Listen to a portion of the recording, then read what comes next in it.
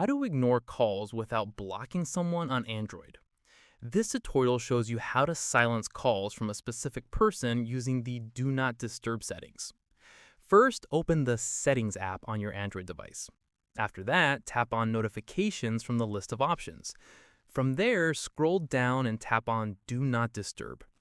At this point, tap on Calls and Messages to open the call filtering settings. In the next step, you'll see options for who is allowed to reach you. It may already be set to Allowed Contacts Only.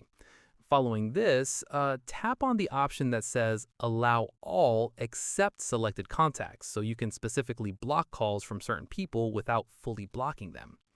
Once done, tap on Add Contacts to choose who you want to ignore. From here, scroll through your contacts list and select the person whose calls you want to silence. At this stage, tap Done or Confirm to save your selection.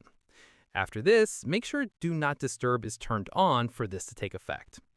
Finally, from now on, whenever that contact calls you, their call will be silently ignored without them ever knowing they've been blocked.